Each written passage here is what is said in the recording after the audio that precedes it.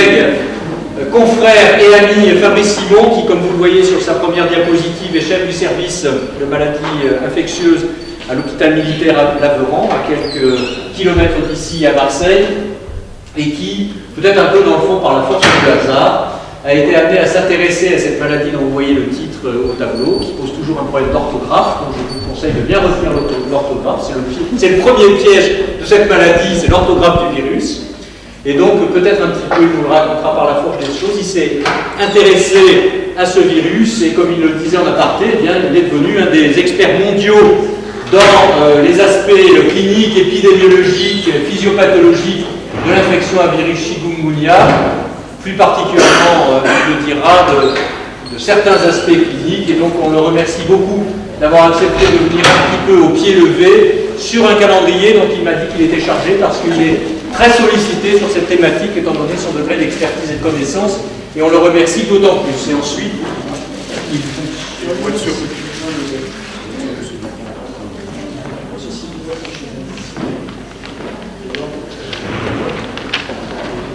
s'il ne marche pas, c'est pas grave, je vais me débrouiller. Donc, effectivement, je suis le médecin chef Simon, je suis le docteur Simon, chef du service de pathologie infectieuse et tropicale. Je suis médecin militaire, infectiologue, et quand je suis passé au Pharo en 90-91 à l'Institut de médecine tropicale, à cette époque-là, on faisait un gros tour de la médecine tropicale et on passait à peu près 5 minutes à parler des syndromes algo-fébriles, où on mettait la dengue, le chikungunya. C'est la première fois où j'ai appris à écrire le mot. Après, je n'en ai pas entendu parler jusqu'à peu près en 2005, où nous avons reçu des cas qui venaient des Comores, de patients qui avaient une fièvre de retour, non palustre, et finalement la sérologie, devant ces tableaux qui étaient un petit peu bâtards et qu'on ne comprenait pas bien, ces tableaux fébriles, d'évolution favorable avec une douleur qui persistait un petit peu, nous a posé diagnostic. Donc on a été à Marseille, du fait du réseau avec la communauté d'origine comorienne et ses relations avec l'archipel, on a eu les premiers cas et on a continué de travailler. Et effectivement, en 2006, on a continué de travailler un petit peu plus puisque mon adjoint est parti à Mayotte, renforcé sur l'épidémie de Mayotte. Et moi, j'ai vu tous les cas qui nous arrivaient avec l'expertise tropicale et de voyage qu'on nous connaît. Et c'est là que j'ai commencé à comprendre effectivement qu'il y avait un problème, qu'on n'était pas sur la dengue, et un certain nombre de mes confrères infectiologues, y compris parisiens, je dis ça beaucoup de respect, m'ont dit, ben, écoute, tu as vu ce qu'on n'avait pas vu, on a considéré que le chikungunya était la dengue, et que c'était pareil, et que ça allait passer, ce n'était pas le cas, ils ne connaissaient pas la maladie, nous non plus, simplement en collant aux malades, on se rend compte qu'il y a des réalités. Et c'est ça, c'est une vraie émergence, c'est une émergence dans la vie d'un praticien, de découvrir qu'une maladie nouvelle est en train de frapper. Je pense qu'on est un petit peu sur cette maladie-là, sur ce qu'ont vécu un certain nombre d'infectiologues à l'époque du sida, même si ce n'était pas la même charge émotionnelle, la même douleur, la même mortalité, en tout cas une émergence de choses à découvrir. Donc, je vais essayer de vous faire un petit tour d'horizon du chikungunya en respectant les délais. On avait 45 minutes, donc je vais aller dans le timing si vous voulez. Ce qu'il faut que vous compreniez, c'est qu'il y a une vision de santé publique, arbovirose, maladie de santé publique, capable de donner des épidémies brutales en termes de taux d'attaque, jusqu'à 50-60%, très médiatique parce que c'est douloureux et on en parle beaucoup à la télé, même si ça ne franchit pas forcément les océans pour en parler en métropole. Quand c'était la Réunion, il y a eu un retard, quand c'est les Antilles, il y a eu un retard. Donc ça, c'est l'aspect santé publique, un peu comme vision grippe, on va dire. Et par contre, c'est une alphavirose, donc c'est un virus qui est arthrotrope. C'est une particularité, les alphavirus, le Ross River et un certain nombre d'autres, Semniki, Sinbis, Onion, sont des virus qui ont un tropisme articulaire, c'est une signature. Ça donne une chronicité, les manifestations continuent au niveau des articulations, c'est aigu puis c'est chronique, et après il va rester un fond endémique. Les gens continuent de souffrir alors que la maladie est passée. Et donc, c'est une maladie qui va dévaster un territoire et qui va le marquer pour des années. Donc le mot chikungunya vient de l'appellation initiale du langage vernaculaire est-africain qui veut dire qui marche courbé, puisque les villageois en Tanzanie avaient donné ce nom-là à la maladie et à la posture qu'étaient obligés d'avoir les patients après la maladie. Si vous allez aux Antilles actuellement, vous reconnaissez des chikungunyés ou des gens qui ont fait le chic à leur démarche. Donc ils marchent penchés en avant, ils ont mal, ils sont précautionneux. Et le tableau initial avait été décrit, le syndrome de polyarthrite fébrile, c'était décrit initialement, et puis on sait que ça persistait. Finalement, la description clinique la plus marquante, c'est dans les fin des années 70, début des années 80, c'est l'équipe de Brighton en Afrique du Sud qui l'a décrite et qui a décrit cette chronicité. Et finalement, il y avait très très peu d'articles à cette époque, en 80, il devait y avoir une vingtaine, une trentaine d'articles, peut-être un petit peu plus, sur le chikungunya. Les Américains ont quand même travaillé dessus, les militaires américains, parce que c'est un agent incapacitant. Ils l'ont considéré comme le risque B, risque donc provoqué de bioterrorisme que vous appelez, et ils avaient travaillé dessus en allant jusqu'au vaccin, puisqu'ils avaient bien compris que ça pouvait leur être envoyé ou éventuellement être travaillé dessus. Donc c'est un virus RNA, donc, avec sa plasticité comme tous les virus RNA, et il y a trois lignages. Les deux plus importantes finalement sont l'EXA, Central South EXA, la souche centrale, sud et est africaine, et la souche asiatique. C'est les deux grandes lignées mondiales qu'on a. Historiquement, deux profils, ça je vous parle jusqu'aux années 2000, deux profils. Le profil africain type fièvre jaune, un réservoir selvatique en forêt, des moustiques, et une petite transmission occasionnelle en zone périurbaine, occasionnelle, mais surtout des cas de gens qui vont se contaminer occasionnellement, comme la fièvre jaune. Et profil asiatique, transmission à l'identique de la dengue, avec des épidémies urbaines focales. Et puis, ça passe, et ça attend 15-20 ans, et ça revient. Voilà, c'était le profil qu'on avait comme connaissance. Et donc, si on avait fait une espèce d'estimation à la louche, donc fausse, tous les pays en 50 ans qui avaient été atteints sont représentés ici. Si on s'en réfère aux publications, 1 million de cas en 50 ans. 2004-2006, explosion dans l'océan Indien, dont vous avez entendu parler, et notamment à La Réunion, puisque ça a lessivé un tiers de la population, pratiquement. Donc 300 000 personnes, 200-300 000 personnes qui ont été atteintes. Donc avec, vous le verrez, des manifestations cliniques lourdes. Et ça a tapé dans toutes les îles à côté, puis ça a diffusé en Inde et bien au-delà. Donc c'est apparu à La Réunion parce que la population était naïve, on n'avait pas de traces sérologiques avant, donc réceptive.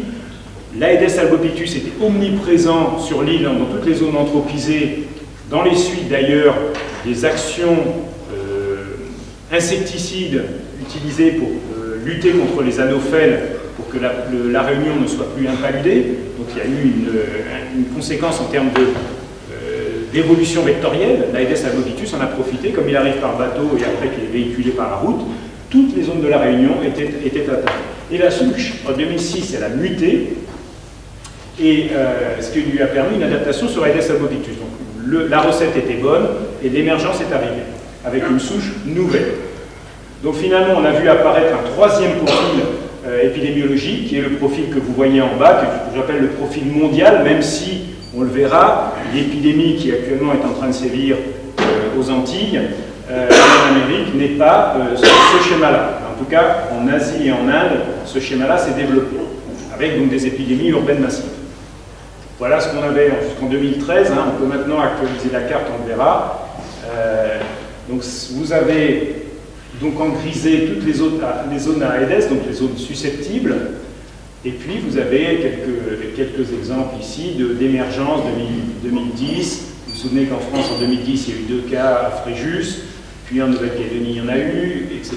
Ça c'est vraiment jusqu'en 2013, donc 2 à 6 millions de cas. Vous voyez qu'on a fait en quelques années bien plus que ce qu'il y avait eu en 50 ans. On est vraiment dans l'émergence. Et on parlait de menaces fortes sur l'Amérique continentale, l'Australie et l'Europe du Sud. Et puis, parallèlement, venant donc de l'Asie à l'Inde, diffusion de différentes souches en Océanie, à la faveur des flux aériens. Donc 2 souches sont arrivées, la souche asiatique et la souche EXA. Et puis, 2014, il y a 1 an maintenant, un petit peu plus, les premiers cas ont été diagnostiqués à Saint-Martin.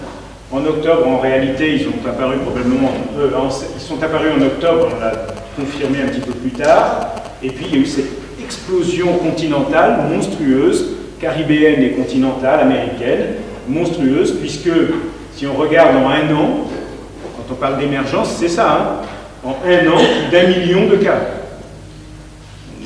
Il y a toute la Caraïbe qui a été lessivée, sauf Cuba, semble-t-il. Pour l'instant, il n'y a pas de données. Je pense qu'ils le déclareraient maintenant. En tout cas, ça se saurait, à mon sens, ne serait-ce que par les touristes. Et donc, on est sur une maladie qui a diffusé largement. Elle a diffusé donc sur le continent américain et elle a également diffusé progressivement, on a vu en Océanie. Et qu'est-ce qui s'est passé en Océanie? Il y a eu les Tonga, il y a eu les Samoa, etc., Tokelau, et puis Polynésie française, Tahiti et compagnie, Moorea et les autres îles autour, plus de 60 000 cas suspects en 4 mois. Je vous laisse réfléchir sur la puissance, on parle de petites épidémies de grippe, je ne parle pas de la grippe de cette année, mais en tout cas on parle de la grippe, mais là vous voyez que c'est quelque chose qui va lessiver, et qui en plus est une maladie vectorielle qui est capable de s'implanter. Donc vous voyez qu'on parle d'une maladie qui est une maladie mondiale, qui est une maladie qui menace tout le monde, qui peut changer d'un continent à l'autre. Sachez à titre d'exemple, si on prend la réflexion, que donc on avait l'Exa, l'asiatique, ici on avait la souche donc Exa, là encore, qui a été jusqu'en Inde, l'asiatique qui est passée par là, l'asiatique elle a fait un bond ici, et par ailleurs, quand il y a eu un petit cluster à Montpellier cette année, c'était un cluster qui venait d'une souche africaine de l'Afrique équatoriale. Donc il y a vraiment une globalisation, ça va dans tous les sens, on ne peut pas prédire, c'est un peu comme les émergences grippales. On a tendance à penser que, mais ça ne marche pas.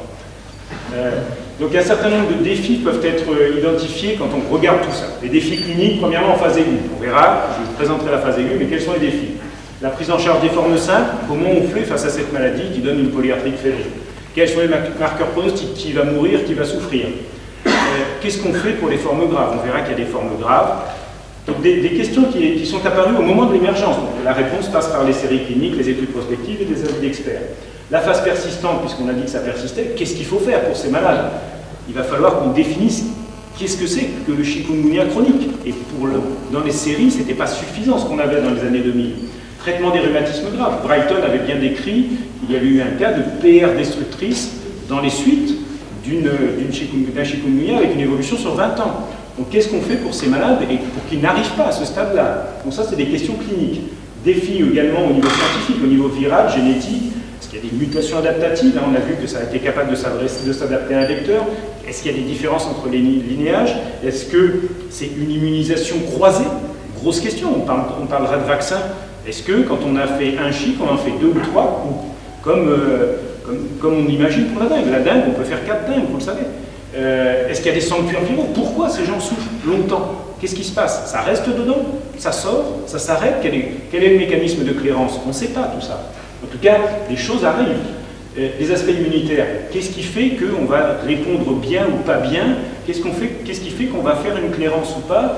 Et comment on va convertir ce savoir au niveau vaccinal? Vous voyez qu'il y a des défis scientifiques. Un très très bon travail, très précoce, avant-gardiste quasiment, c'était Pardigon de Pasteur qui avait fait cet article. Je vous encourage à le lire parce que vraiment, les questions, il les avait posées. Toutes ces questions-là, vraiment un gros travail, caractéristiques du virus, quelles sont les interactions avec les vertébrés, avec les invertébrés. Vraiment, vous lisez cet article parce qu'au niveau questionnement, vraiment c'est une vraie réflexion scientifique. Au niveau scientifique, il y a des défis de santé publique, excusez-moi. Il faut en fait, la réalité, c'est que le chic est en train de diffuser, la dengue est en train de diffuser, mais quel est notre défi? C'est de contrôler les ALS. On n'y arrive pas. Donc c'est ça, je pense que la réflexion de fond, elle est là. C'est-à-dire qu'on fabrique nous-mêmes, par notre comportement, des expansions de virus, de moustiques invasifs, et finalement, on a, dans la deuxième vague, des expansions d'arboviroses. Donc ça, c'est un vrai problème international. Quand on est sur les Caraïbes, par exemple, quelle est la stratégie entre les différentes îles ou entre les différents pays? Et comment est-ce qu'on collabore? Ça, c'est l'OMS qui s'occupe de ça. Et les autres aspects, c'est localement, nous aussi, ici en région méditerranéenne, nous avons des Aedes, Albopictus, le moustique tigre. Nous en avons sur à peu près 23 départements en France, le nôtre étant particulièrement CAFI de moustiques. Et donc là, il ne faut pas que ça s'implante comme ça s'est implanté autour d'un cas à Montpellier. Il faut qu'on soit réactif et qu'on contrôle tout ça. Donc je pense qu'un des paramètres, et on n'en parle probablement pas assez, même si on fait de la science fondamentale, c'est la communication. Et je pense que là, pour le coup, on peut faire beaucoup de sciences dans les laboratoires ou dans les hôpitaux, mais la communication grand public est un point extrêmement fragile dans toutes les épidémies, toutes les émergences. Et c'est ça, à mon avis, pour lequel on doit développer, à mon avis, des outils. C'est une autre science, mais c'est une science bien utile. Alors l'explosion scientifique, donc, vous vous rendez compte que quand je vous disais qu'il n'y avait pas beaucoup de travaux, c'est ça, hein, jusque-là. Là, aujourd'hui, donc j'ai pas réactualisé, on a atteint 300 travaux en 2014, et c'est bien parti pour cette année avec l'épidémie américaine. Je peux vous dire que ça va encore progresser. Donc voilà, on a des choses qui ont progressé. Je vais essayer de vous présenter un tableau cohérent en vous glissant à mesure quelques progrès par rapport à ce qu'on savait avant. Donc ce qui est important déjà, c'est qu'avant on disait aigu et chronique, on a défini de façon collective, collégiale, dans le cadre d'un travail des recommandations nationales sur le chikungunya qui ont été élaborées l'année dernière de juillet à novembre, hein, un travail d'experts que j'ai dirigé à la demande de la DGS. On a défini qu'il y avait trois stades, et c'est important que vous les ayez, même pour les savants, pas que pour les cliniciens, parce que ici on est dans l'aigu, il y a de la virémie au début, ici on est déjà dans le persistant, et la prise en charge n'est pas la même clinique, et donc en termes d'intégration dans des études scientifiques, vous ne pouvez pas tout mélanger. Vous pouvez pas, il y a des coupures, il y a des évolutions dans l'immunité, donc voilà comment on a partitionné, c'est le plan que j'utiliserai. Hein, donc en phase aiguë, virémique très courte, très fréquent comme symptôme. Après, persistance multifocale d'inflammation, les gens sont inflammés de partout. Et après, ça continue pour certains qui évoluent vers des vrais rhumatismes inflammatoires. C'est ça qu'il faut comprendre. Ce temps-là est important. Donc, phase aiguë, pour ceux qui ne connaissent pas, c'est donc pas souvent asymptomatique. C'est souvent un tableau de fièvre et ou de polyarthrite et ou d'éruption. Et dans le cas des Antilles, souvent une atteinte ganglionnaire. Un tableau aigu, éruptif, hein, vous avez quelques images. Vous avez des arthrites ou des arthralgies qui sont vraiment importantes, bilatérales, symétriques, extrêmement invalidantes. Hein, c'est le nombre d'articulations atteintes, c'est les mains, c'est les pieds, et c'est la qualité de vie, c'est la vie au quotidien, c'est des arrêts de travail qui sont en phase aiguë et qui vont se prolonger après. Un œdème périarticulaire, c'est pas forcément que des arthrites, et des ténosynovies. Il y a vraiment une inflammation des tendons, qui sont comme des boudins, vous le verrez. Donc c'est vraiment la signature arthritique des alphavirus. Regardez quelques images, les mains gonflées, les pieds gonflés.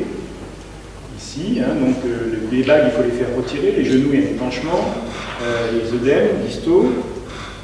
Ici, les ténosynovites, hein, vous voyez des espèces de tendons, des boudins. Ici encore, des bursites. Oui, la flèche, oui, les bursites. Voilà, donc c'est vraiment extrêmement invalidant, multiple. Maladie invalidante pour les Comoriens, la série de 2005. Les Comoriens ne sont pas réputés pour être des gens qui ne vont pas au travail, hein, quand même, et quand vous voyez l'absentéisme scolaire ou professionnel, 7 jours en moyenne, vous vous rendez compte quand ça lessive une ville, quand ça lessive une structure, une organisation de santé. Vous avez à La Réunion, c'était un soignant sur 3 qui était malade. Vous vous rendez compte ce que ça peut être comme impact sur une région épidémique. Manifestations atypiques mineures. Donc, en dehors des manifestations générales fébriles et articulaires, nous avons également manifestations digestives, oculaires ou cutanées, un petit peu variables. Donc ça, c'est le spectre clinique qui s'élargit à mesure des épidémies, évidemment.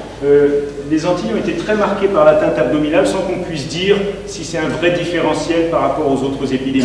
C'est ce qui a été constaté, mais aussi parce qu'on est plus aiguisé dans la description des séries cliniques, je pense. Facteur de risque de gravité, qui va faire une forme grave ou une forme sévère? Eh bien, plus on est malade, plus on va payer cher. C'est comme la grippe.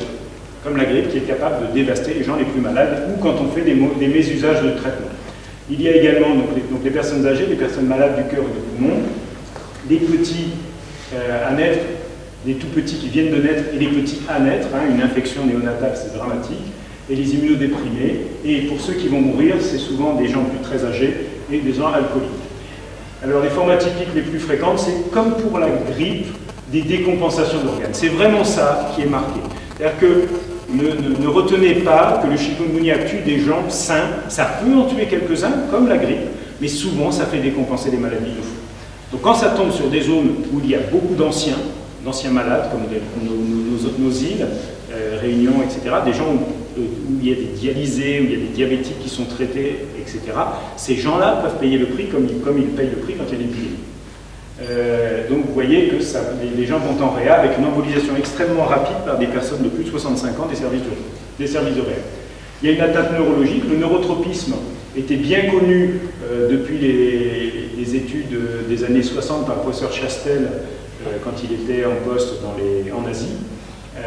Cette notion d'encéphalopathie était connue et elle se révèle régulièrement à toutes les épidémies. On n'a pas aujourd'hui beaucoup de données pour dire que le profil épidémique varie. Il y a une seule donnée un petit peu discordante. On a quelques idées en Asie où peut-être ça a été moins symptomatique et moins agressif au niveau articulaire. En revanche, on a l'impression que la Réunion et les Antilles, qui sont pourtant de souches de lignages différents, ont à peu près le même profil pour l'instant. Voilà, on a beaucoup de manifestations neurologiques graves, quelques-unes en tout cas, mais c'est lourd. Les formes atypiques non neurologiques, c'est plutôt circonstanciel. On a quelques myocardites, on en avait eu un cas ici qu'on a suivi, il n'a jamais évolué de façon compliquée, on l'a suivi en IRM, pas de problème. Ce qui est original, je crois que pour ceux qui sont des grands savants de l'immunité, la dermatose buleuse sur terrain de lupus, vous allez voir, le lupus est une maladie grave, un terrain gravissime pour un chikungunya. S'il y a un lupus qui traîne en période épidémique, le chikungunya, il prend l'avion, il s'en va, vous lui sauvez la vie. Voilà ce que ça donne. Un lupus érythémateux chez quelqu'un de 20 ans, 30 ans, avec un chic, c'est des défaillances multiples, c'est un Lyell, c'est tout ça. Et ça s'est répété plusieurs fois. Donc pour ceux qui aiment bien travailler à partir de l'immunité et à partir de faits, eh bien les lupus en phase aiguë souffrent énormément. Ils peuvent en mourir. Pendant la grossesse, ça c'est une originalité également à connaître et c'est source de travaux scientifiques, c'est il y a eu une transmission de la mère à l'enfant au péripartum. Avant d'accoucher, si la mère fait sa virémie, l'enfant va être virémique et il va faire une encéphalopathie, des troubles hémodynamiques, ça va être dramatique et il peut en mourir et s'il n'en meurt pas, il risque d'avoir des séquelles d'une encéphalopathie grave. Des séquelles qui vont traîner pendant 6 ans, 8 ans. On a des enfants de la Réunion qui sont en retard psychomoteur grave. Et donc, d'où se pose la question ici de comment protéger ces enfants quand ils naissent, quelle stratégie. Et là, pour éviter ça, il y a des travaux qui sont en cours pour les IGIV. Il y a un protocole qui est actuellement lancé par le professeur Eun aux Antilles pour essayer de voir si on peut mettre des IGIV anti-chic pour protéger des enfants qui seraient exposés dans cette situation. Donc on a eu une surmortalité, mais la réalité, c'est ça, c'est des populations âgées, c'est pas n'importe qui meurt, il y a quelques... C'est comme une épidémie virale, quoi. On a vraiment, il n'y a pas une spécificité en termes de mortalité. C'est quelques jeunes qui font un phénomène immunitaire périviral, et puis les autres qui décompensent un terrain fragile. C'est pas une maladie qui tue. La dengue est beaucoup plus grave en termes d'aigus. Le chikungunya, non. Stade aigu, rien d'autre qu'un profil viral. C'est pas extraordinaire comme originalité. Pour les cliniciens, on peut se poser des questions du diagnostic différentiel. Il y a des paramètres. La dengue, avec les myalgies rétro-orbitaires, les arthrites sont signes du chikungunya, les ténosynovites sont fréquentes, et puis il y a surtout l'hypotension que vous connaissez à J7 qui fait la gravité de l'aigu avec les thrombopénies. Alors qu'en revanche, le chikungunya, le pronostic, c'est qu'est-ce qui va se passer dans les mois qui viennent. Le stade aigu, le diagnostic, je n'insiste pas, c'est classique, c'est comme toutes les arboviroses, PCR et sérologie. Et en pratique, quand on est en phase épidémique, on a construit cet algorithme pour essayer de screener en fonction de la gravité immédiate, SAMU, non compliqué, avec ces paramètres-là, la grossesse, abus hospitalier, facteurs de risque, etc. Donc on a gradué ça avec les collègues des Antilles pour donner, en cas d'épidémie, une bonne stratégie. Ce qui est à noter au stade aigu, c'est la charge virale massive. Ça, c'est vraiment très très important. Donc, pour ceux qui éventuellement sont amenés à travailler dans les laboratoires, on met des gants et on ne va pas s'attraper un chikungunya nosocomial ou de laboratoire, c'est tout à fait possible. Le traitement, je ne vais pas insister, ce n'est pas l'objectif du propos, extrêmement symptomatique et éviter d'être délétère. On évite les anti-inflammatoires non stéroïdiens du fait du risque de confusion de la dengue avec la dengue en zone épidémique, il y a des co-infections. Et on ne va pas mettre des anti-inflammatoires ou de l'aspirine sur quelqu'un qui est thrombopénique et qui peut saigner. Mais au-delà, on utilise des anti-inflammatoires, mais par contre, on a payé le prix souvent des effets secondaires graves avec des morts, des hépatites, etc. les IGIV, je vous l'ai dit, sur le protocole. Donc pas de corticoïdes, parce que comme on connaît pas, on ne sait pas exactement ce qu'on fait, j'ai pas peur, si vous voulez, quand je mets des corticoïdes chez un patient qui a eu un chikungunya depuis quelques semaines, d'une réactivation virale. À ce jour, on n'a pas d'argument pour ça. Mais en revanche, le rebond clinique sévère d'une ténosynovie intense, de polyarthrite intense, à l'arrêt de la corticothérapie, c'est quelque chose qui est problématique. Donc on ne met pas des corticoïdes n'importe comment. Alors, des questions.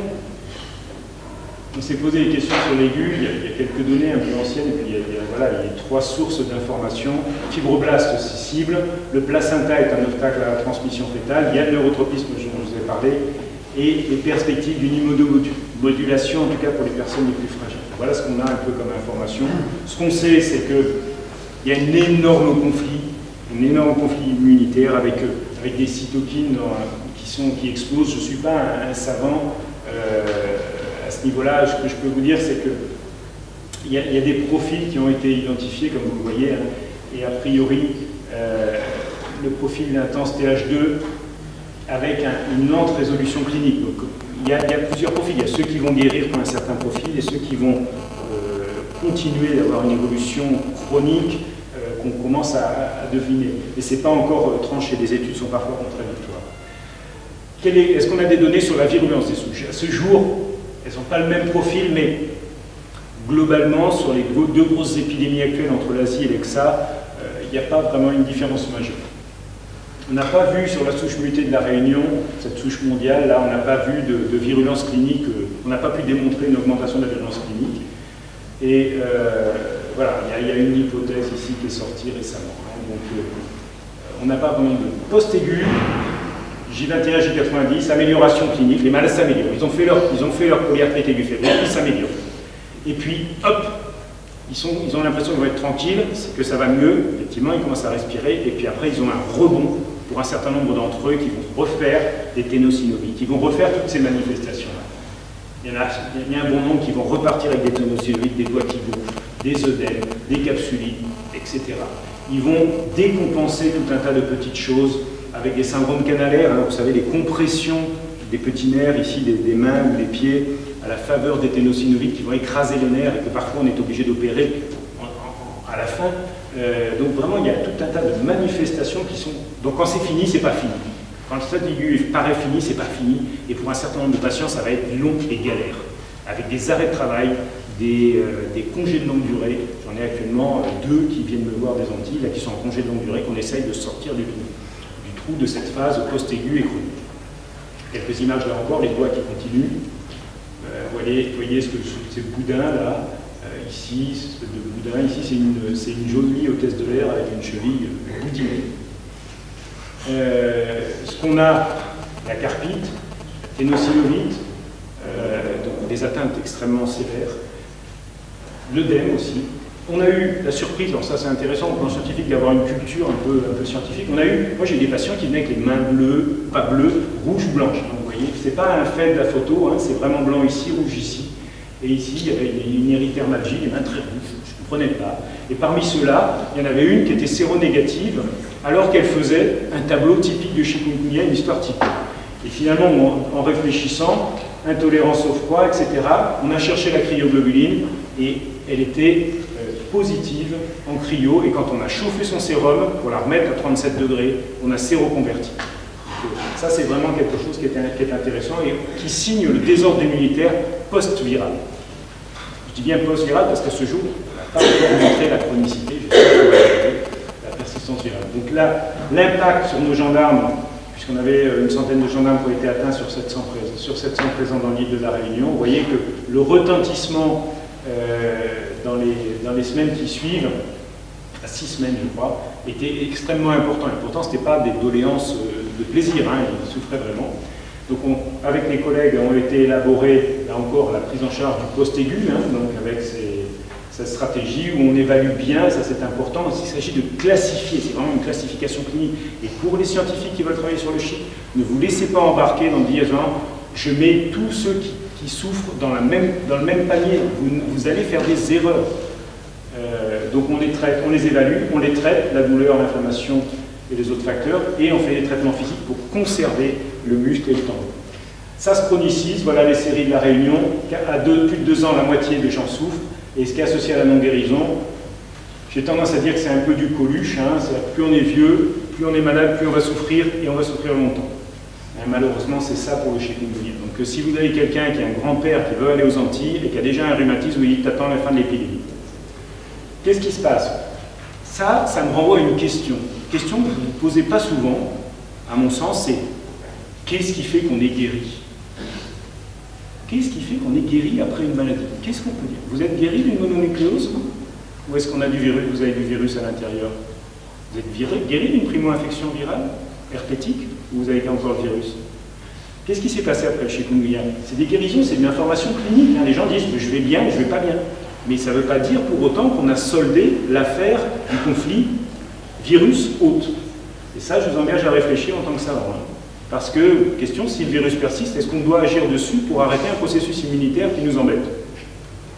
Autrement dit, si j'ai un virus chikungunya qui persiste, à 3 mois, à 6 mois, à 2 ans, est-ce qu'un traitement antiviral peut faire tourner le processus en sens inverse?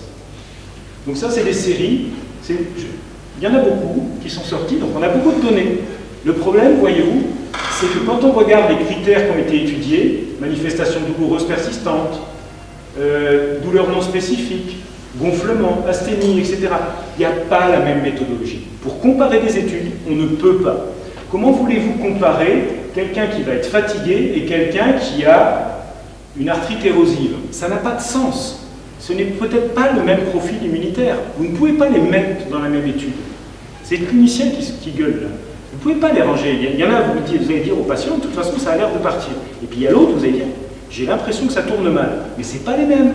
Vous ne pouvez pas les mettre dans le même tas, ils n'ont pas la même réponse immune. Donc n'allez pas utiliser une série avec 95% de gens qui ont des douleurs non spécifiques, troubles musculo-squelettiques, et puis 5% de gens qui ont une PR. Ce n'est pas la même chose. Donc je m'énerve.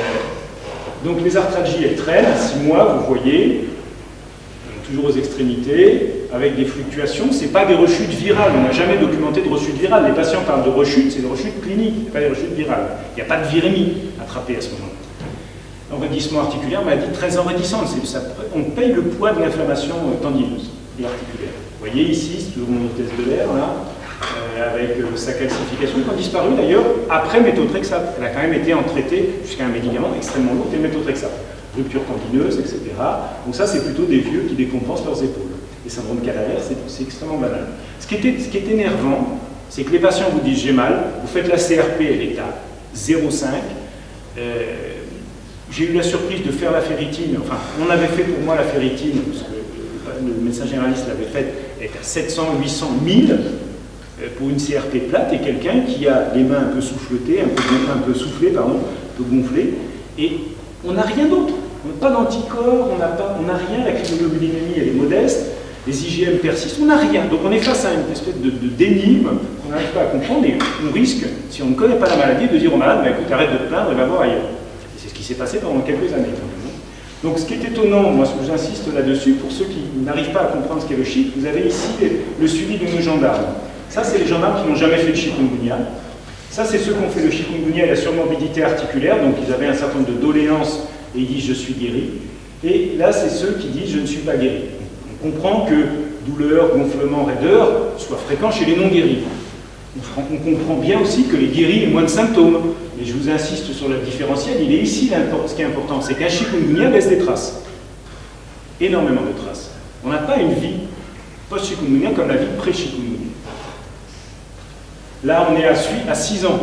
Le travail est sorti dans CMI. Voilà. Et donc, voilà les données. Donc, quand on regarde qu'est-ce qui s'est passé, 2008, les données de 2008, 83% alléguaient une douleur.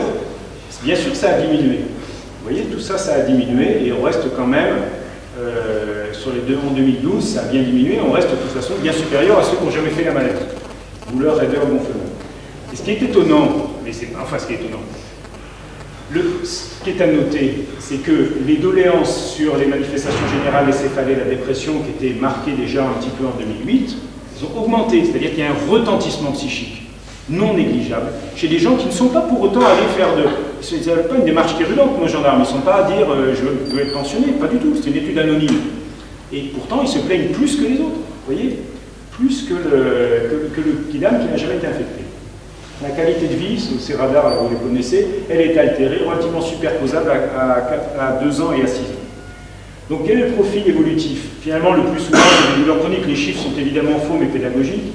Et puis, parmi les chroniques, là, eh bien, il y en a un certain pourcentage qui ont fait une polyarthrite inflammatoire, une vraie PR, un rhumatisme type psoriasique, périostite qui va secondairement évoluer vers un rhumatisme psoriasique, et puis des inclassés. Donc et ça, se pose la question du traitement. Donc ça, il y a une évolution avec un petit contingent qui va faire un vrai rhumatisme inflammatoire chronique. Celui-là m'intéresse, celui-là, je n'ai pas compris pourquoi. Là, c'est les données de la Réunion. Émilie Javel, ma future adjointe, ma chef de clinique, là, est allée à la Réunion explorer 160 dossiers de rhumatisants pris en charge en cabinet de ville et à l'hôpital à Saint-Denis. Vous voyez qu'on a classifié les malades, c'était essentiel. C'était un temps important. On ne pouvait pas mettre les malades dans le même tas. Pour qui est clinicien, ranger tous les malades dans le même tas, c'est une aberration. TMS, troubles musculo-squelettiques, on en avait des locaux régionaux, donc les peaux douloureuses, les genoux, etc. Et puis des manifestations diffuses, des gens qui sont polyalgiques, essentiellement des polyarthralgies œdémateuses, qui traînent, les mains qui restent gonflées comme ça. Et puis à côté de ça, on avait un certain nombre de gouttes, comme quoi il faut être clinicien et faire des démarches scientifiques, même si on est sur un poste chic. Et on avait quand même 112 rhumatismes inflammatoires chroniques, dont 94 sont apparus post-épidémiques. Alors vous allez me poser la question, est-ce qu'on est sûr que le chic est en train de... C'est des données de santé publique, on a des arguments pour ça, oui, il y a plus de critères de PR en population générale après une épidémie de chic qu'avant. Ça, c'est voilà, c'est validé par quelques études. En tout cas, pardon. Ce qu'on a retenu, c'est quand même il y avait pas mal de PR, d'inclassés, de spondylarthropathie sur terrain psoriasique. Donc voilà, ça c'est important. Il peut y avoir des PR et des rhumatismes psoriasiques post-chikungunya, les inclassés également. Donc vous avez 3 catégories, et ça pour moi c'est vraiment très très important à ranger, même pour les gens qui ont une démarche essentiellement scientifique. Il y a ce qui est grave au plan rhumatismal, et ce qui est moins grave, et ce n'est pas le même profil clinique. Vous avez des atteintes locales qui traînent, ou des atteintes polyarticulaires, la polyarthrite distale œdémateuse, ça c'est classique, et les polyalgies, dont il est une interprétation difficile. Vous savez qu'après n'importe quelle maladie infectieuse, il y a un certain nombre de gens qui vont être fatigués et douloureux. 10% selon les études, vous prenez un EBV, une fièvre de cul, tout ce que vous voudrez, vous aurez des gens qui vont mal vivre cet épisode-là. Mais ce qui est important, c'est de ne pas ranger dans le même temps. Donc les rhumatismes inflammatoires chroniques, je ne vais pas insister, vous avez les 3 catégories que je vous ai présentées. Quelques images pour que vous rentriez ça dans les yeux, là. Ce monsieur qui était artisan cycliste, réparait les vélos, ne pouvait plus serrer les mains. Il avait des trous, des géodes, et il a été mis sous méthotrexate et ça l'a transformé. Le stade chronique, donc il y a une prise en charge générale, et pour les cliniciens, à 6-8 semaines, catégoriser cliniquement et recourir en situation complexe à un rhumatologue. Nous, on fait une RCP, une réunion de concertation pluridisciplinaire, avec le docteur Demou de la PHM à Nord, qui vient chez nous et on voit tous les malades chics chroniques. Ça permet, comme ça, de structurer, de proposer la meilleure prise en charge, à mon sens. Donc l'algorithme, il est qualifié, maintenant, ça c'est sorti dans les recommandations, c'est pas apparaître, c'est paru. Et les stratégies thérapeutiques, elles sont faites. Et on rentre, on a une PR dans les suites d'un chic, c'est une PR.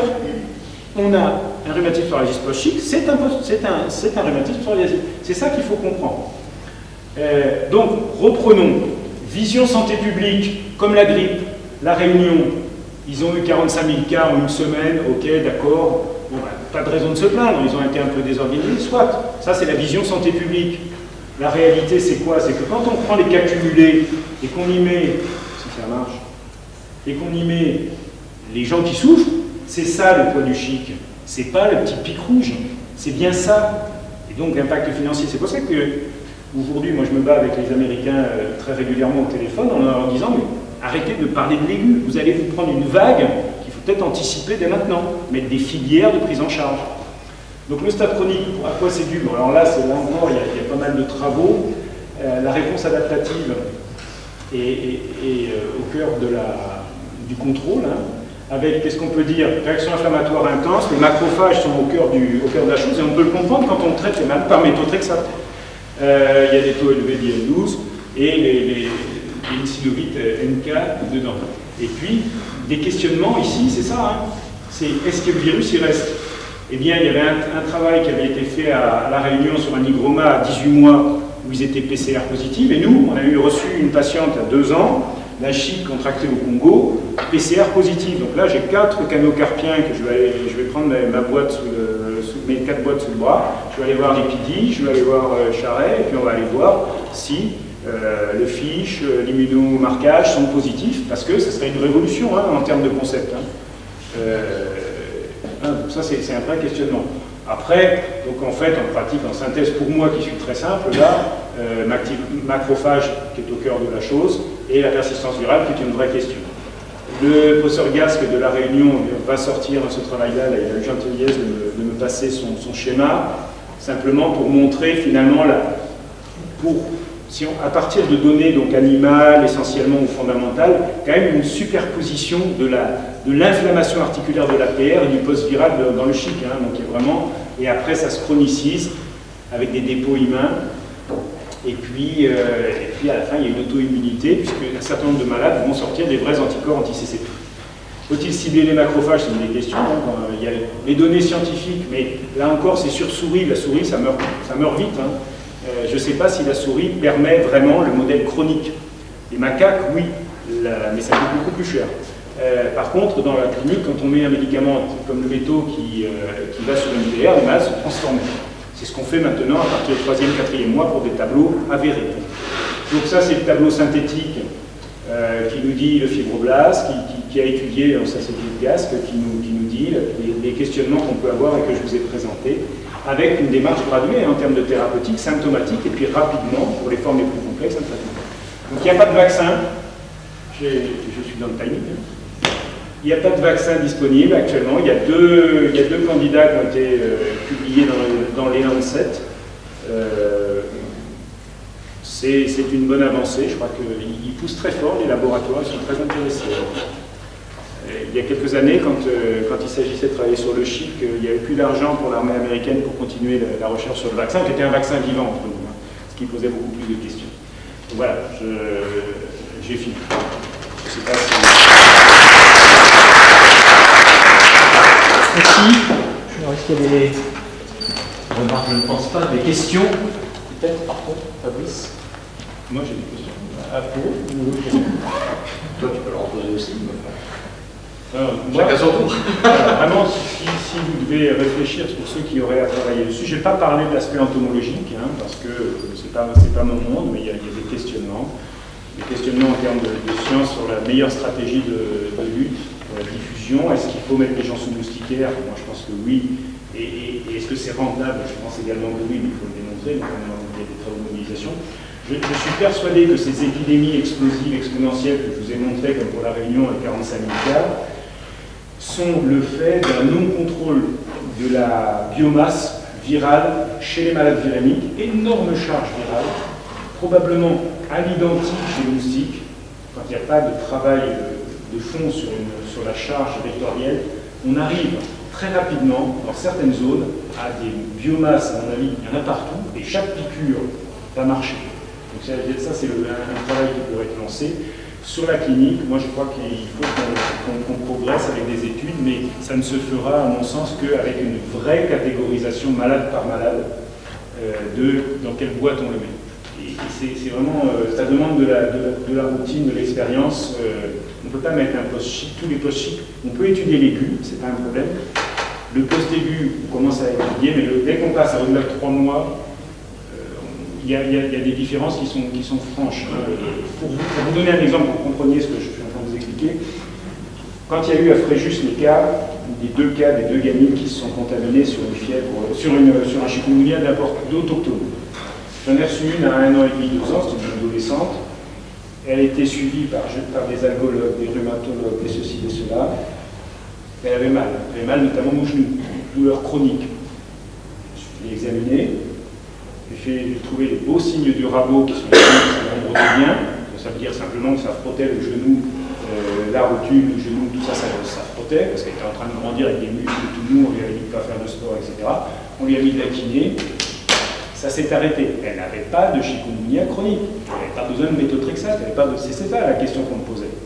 Donc il faut bien ranger le malade dans les bonnes boîtes, et on ne pouvait pas comparer cette malade-là et l'hôtesse de l'air qui a eu 9 mois d'arrêt de travail et qui s'est arrêté que dans la maladie, ça a été sidéré grâce au méthotrexate. Pas dans la même catégorie, il y a eu ses épaules. Donc vraiment, l'analyse clinique, je pense que de temps en temps, il faut remettre la clinique au premier rang, même si on se laisse embarquer au niveau scientifique par des hypothèses qui sont fantastiques, sauf que si vous partez de mauvais postulats, vous arrivez à un mauvais résultat. Point de vue de clinicien. Juste une question sur les patients multiples, sur les patients longéviques cancers, est-ce qu'on sait un peu justement, c'était des bus très élèves, c'était des bus très fluides? Tout le monde a dit, elle était à la réunion, elle a travaillé avec ça. Je sais que l'équipe martiniquaise est en train de travailler dessus. Je ne peux pas te donner les réponses parce que je ne les sais pas, mais Émilie est en contact avec eux. Et il y avait un certain nombre de lupus traités, et c'était effectivement des lupus viscéraux, parce que pas des lupus cutanés, on est bien d'accord. Mais ils ont vraiment flambé comme s'il leur manquait la clé de protection. Je trouve ça intéressant de réfléchir là-dessus, parce que c'est extrêmement... la nature nous offre peut-être une aide. Du côté épidémiologique, est-ce que cette maladie est considérée comme une zoonose et est-ce que le réservoir est... Alors, c'est une question qui est, pour ce qui est de l'Afrique, elle est considérée comme une zoonose, effectivement, avec un réservoir essentiellement vectoriel et des primates, en certaines zones forêts africaines. Pour l'Asie, on n'a jamais trouvé de réservoir animal. Quand je t'ai dit que la Réunion était une population naïve, c'est parce qu'on disposait de données, notamment entomologiques, du travail du docteur Fonteny, qui avait exploré Madagascar, notamment en Ocibé, qui est en haut de l'île de Madagascar. Là, il y avait quelques bovins qui avaient été positifs en sérologie, mais on ne peut pas dire qu'ils jouaient un rôle dedans. Et ce qui concerne les Amériques, aujourd'hui, on ne sait pas. Il y a un travail, moi je vais aller donc en juin avec le NIH là, et l'OMS, sur un meeting d'experts, c'est une des questions à laquelle on va essayer de répondre. Pour l'instant, aujourd'hui, ça reste une maladie essentiellement humaine, avec peut-être à un endroit dans le monde quelques singes qui, voilà, c'est tout ce qu'on sait. Mais c'est pas les singes qui sont les transporteurs. C'est pas alerte. C'est pas Dustin Hoffman. Oui. Cuba. Pas d'infos pour l'instant. Il reste un point protégé, semble-t-il. On sait que les Cubains sont très très forts dans la lutte antivectorielle. C'est des référents mondiaux dans la dengue. Et ils ont vraiment une vraie stratégie de lutte. La République dominicaine est explosive à côté. C'est la catastrophe dans tout le bassin Caraïbe. Mais Cuba paraît pour l'instant protégé. Et on a eu 0 cas importés de par le monde. Et pourtant, il y a un nombre de touristes. Je ne peux pas répondre. On ne sait pas comment ils font. Peut-être qu'ils ont contrôlé les vecteurs, tout simplement. Et peut-être qu'il y a une vraie campagne. Dès qu'ils ont appris, ils ont peut-être allumé tous les contre-feux pour qu'il y ait de moins en moins d'ALS. Mais en tout cas, et puis, les flux d'importation à Cuba sont peut-être un peu limités. Les Cubains ne voyagent plus, à mon sens. Les touristes arrivent comme ça, mais je ne sais pas s'il y a beaucoup de touristes qui font des sauts de puce.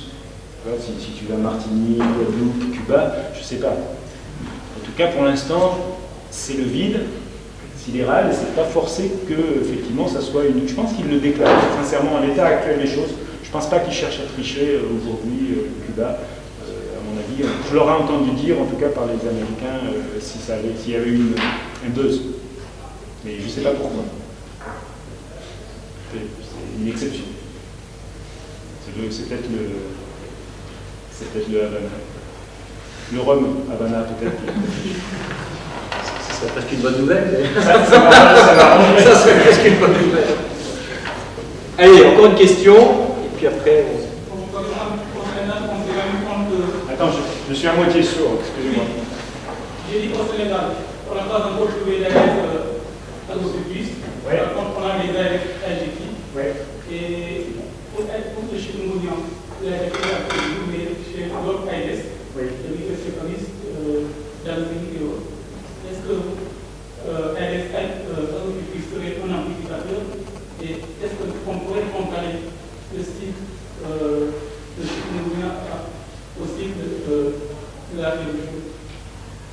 théorie et en pratique, aujourd'hui, je ne sais pas sur le Sénégal. Ce qui est certain, c'est que le Sénégal est un foyer. De temps en temps, on a un certain nombre de voyageurs qui vont par Cuba, etc., qui remontent au centre du pays, et un certain nombre de cas vont faire apporter plutôt des cas ruraux, de voyage en zone rurale, de gens qui s'infectent. Ça, c'est sûr, on le sait. Maintenant, je ne sais pas si vous avez identifié le réservoir, mais il est vraisemblable que vous ayez un profil selvatique comme la fièvre jaune, je pense, de la même façon, oui, absolument. Mais ça n'a pas été beaucoup étudié, il n'y a pas beaucoup de cas, et je n'ai pas de connaissance. En tout cas, je ne serais pas surpris qu'il y ait des évolutions dans les années qui viennent, avec des colonisations vectorielles plus agressives, avec de la mobitus qui arrivera enfin chez vous, comme on voit actuellement coloniser un certain nombre de pays d'Afrique de l'Ouest, de capitales d'Afrique équatoriale, qui sont colonisées, et on voit la dingue arriver dans des capitales alors que ça n'était pas la chose. Je pense que vous avez une zone qui est privilégiée actuellement, et je ne suis pas persuadé que vous n'ayez pas, non pas à partir du foyer rural, mais que vous n'ayez pas une émergence à partir de l'extérieur. Mais vous avez sans doute un processus, un profil selvatique de cette type qui est montré sur la colonne de gauche. Après, je ne suis pas un entomologiste. Ok, merci beaucoup Fabrice.